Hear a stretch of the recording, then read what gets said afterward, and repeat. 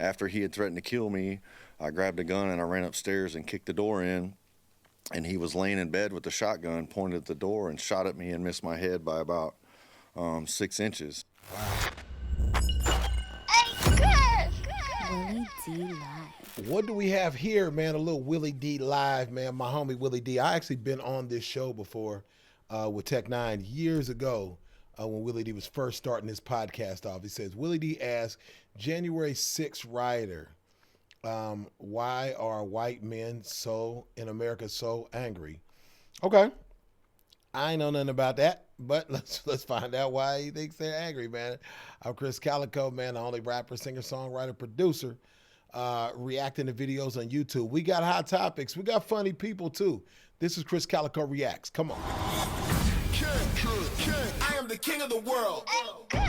Like, share, comment, and subscribe to the channel if you have not already, guys.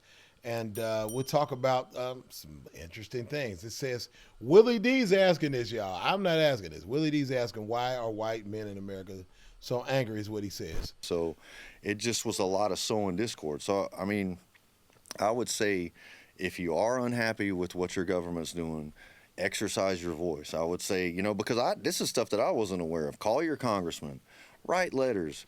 Go to the Capitol. You can make an appointment to sit down with your congressman or organize protests, but make sure it's peaceful. I don't think, like they say, violence is never the answer. I think you're going to get a lot further if you get 1 million people in D.C. on a peaceful protest or a march and a movement like that. And you're going to get people to support you and donate to you and fund you to do that. And I think you'll get a lot farther, but I wouldn't advise going and storming the Capitol. No, not at all. Now, is this a dude that stormed the Capitol? I mean, I'm assuming it says that January 6th rioter. So I'm assuming that what he was talking about earlier at the beginning is something that he actually did.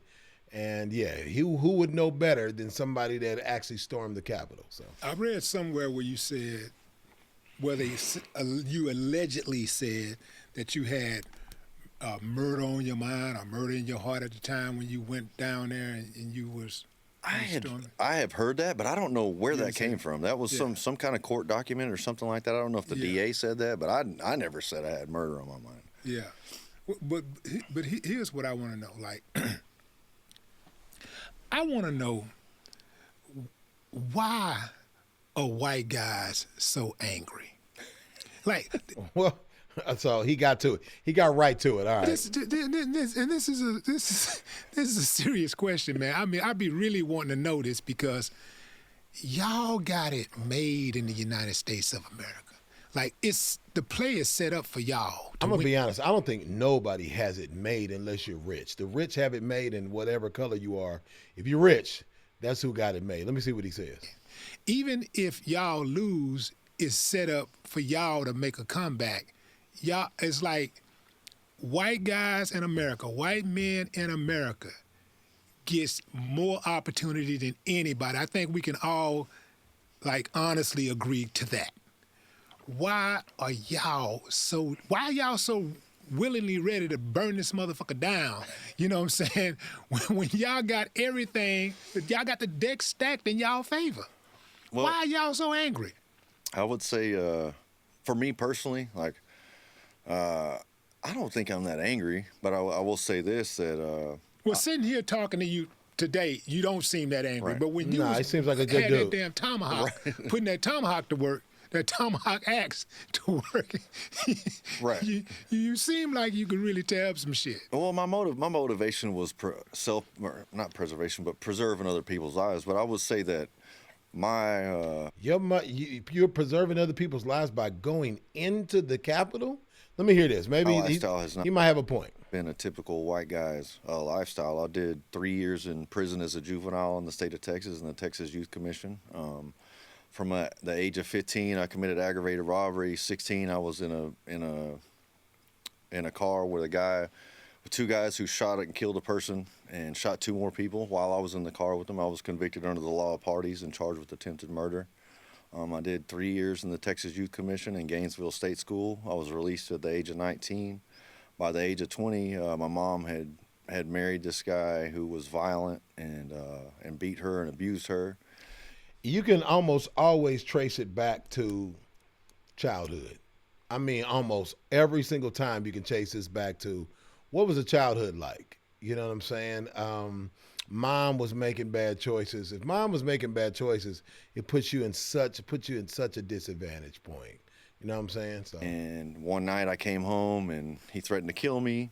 Later on that night, him and my mom were fighting. After he had threatened to kill me, I grabbed a gun and I ran upstairs and kicked the door in. And he was laying in bed with the shotgun pointed at the door and shot at me and missed my head by about 6 inches. So that's how you got off. That's how you. Yeah. Well, whenever that happened, I ran downstairs and called 911, and I'm on the phone to 911, and I've got a pistol. And my mom comes down there and says, "Hey, he's just trying to scare you. Don't call the cops." And I'm like, "He just shot at me with the 20 gauge shotgun and missed my head by that much. You're crazy." And the 911's like, "Can you get out of the house?" I was like, "My mom is old. She's right here." Well, he comes down the stairs, and he with the shotgun. With the shotgun, yeah. And he got to the bottom of the stairs, and before he could, it was probably from here to that wall over there. Before he could come around that corner and get me, I just jumped up from behind the counter with my mom right here and started shooting. I shot 11 times, and long story short, he ended up dying on the way to the hospital. So, how many times you hit him? I hit him 11 out of 13 times. Woo! 11 out of 13 times. I would have to say this is self-defense, though. This is self-defense, man. You can't just he shot at him first, and then he feared for his life.